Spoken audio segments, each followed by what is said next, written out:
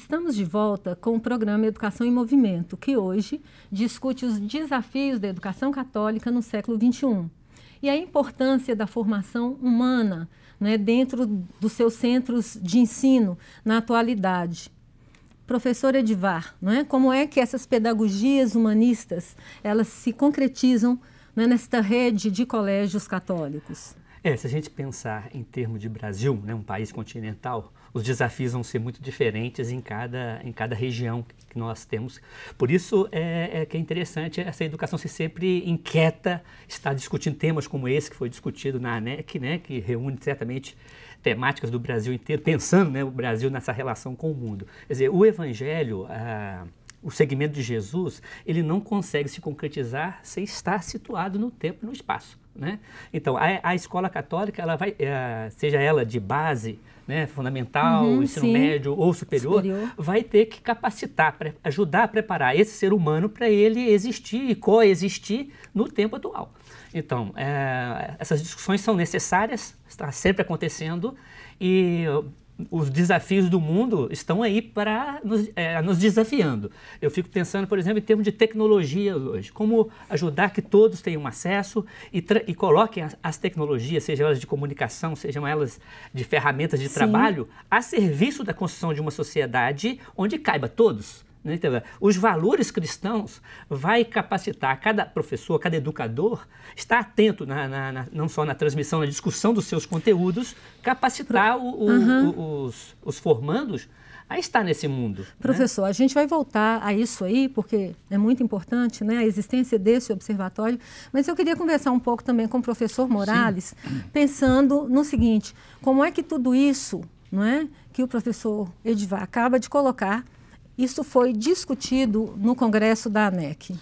O Congresso da ANEC, ele tinha uma grande preocupação, que é como tornar reais, porque, como Edivar muito bem apontou, a educação católica não pode ficar meramente no desideratum, no desejo. Ela tem que descer ao chão da sociedade, ao chão da realidade. Então, como tornar isso possível em elementos, por exemplo, de gestão escolar?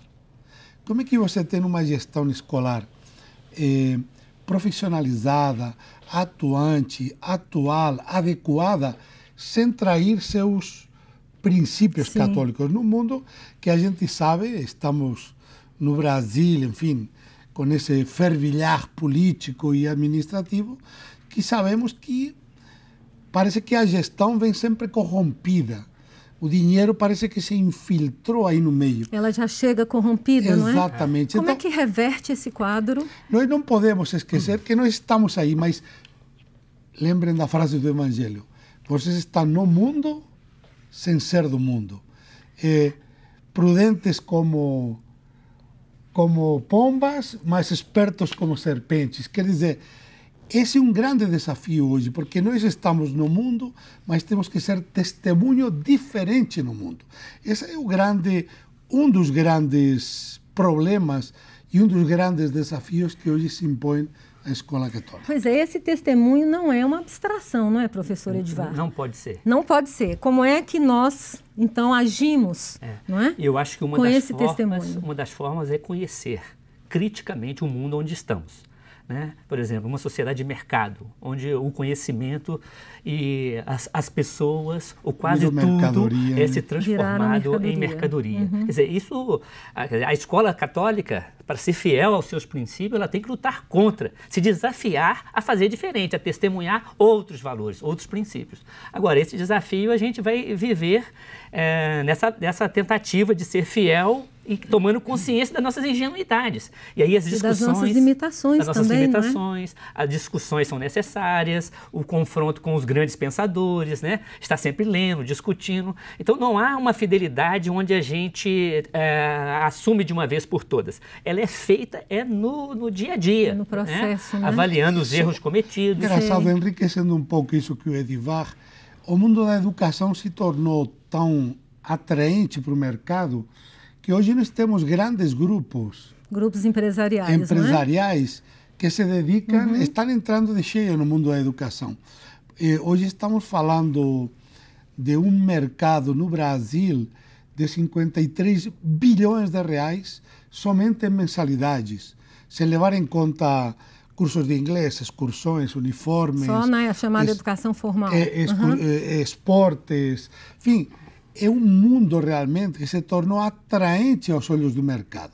De aí a invasão de grandes grupos no ensino superior primeiro, e atualmente entrando também na educação básica. Ô, Sandra, eu tive a alegria de ter como mestre João Batista Libânio. Sei. Ele falava muito da necessidade de constantemente fazermos cenários, captar aquilo que está acontecendo, para que as nossas respostas sejam realmente ao mundo que estamos vivendo. Pois é, como é que tudo isso, não é, se aplica a uma pedagogia católica? Você, com a experiência na PUC Minas, não é, com o observatório, e também com a longa experiência nos colégios católicos, como é que você avalia, não é, esta, né, eu diria assim, esta premissa fundamental e a execução dela nas práticas cotidianas, né, nas escolas? Eu penso que as instituições que queiram carregar, né, não só o compromisso com a humanização, mas com o cristianismo, ela tem que garantir aos seus membros, aos seus educadores, né, ao corpo docente, discente, espaços para pensar,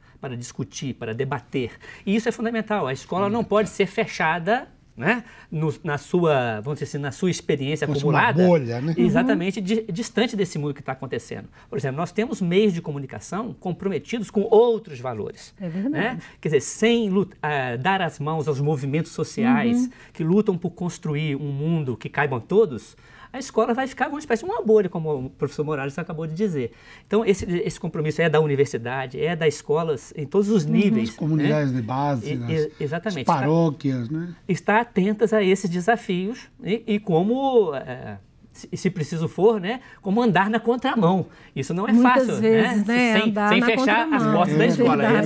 Esse unir as grandes experiências de gestão, mas com fidelidade aos seus princípios, é o desafio, talvez, da escola maior, católica. sem dúvida. Professor Morales, né, o professor Edivar coloca aí um conjunto de reflexões muito importantes, não é, para a gente pensar aí essa educação católica num mundo hoje global e tão mercadorizado. E a ANEC, não é, nos propiciou, aí com a vinda do Renato Giannini e do Frei Carlos Josafá, né, grandes ideias, enfim, não é? Foram falas muito importantes. Como é que o senhor avalia isso? Olha, é interessante porque quando nós montamos o congresso, nós tentamos realmente colocar dois grandes marcos. Com o professor Renato Giannini, o marco da importância da educação no processo civilizatório brasileiro. Você sabe que dois grandes teóricos da sociologia, né, Peter Berger e Thomas Luckmann, trabalham sempre com dois grandes conceitos, que é o de socialização primária e socialização secundária. Sim. Socialização primária se dá em casa. No início ela é praticamente inalterada, porque a criança se liga aos pais pelo afeto.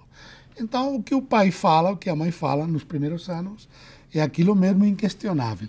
Mas a secundária, que se inicia basicamente na escola, sim, começa a conflituar, a trazer os conflitos das sociedades à tona. Porque a criança topa com outras crianças que pensam diferente, com pais que pensam diferentes, com alunos com os quais briga, o professor manda outras ideias.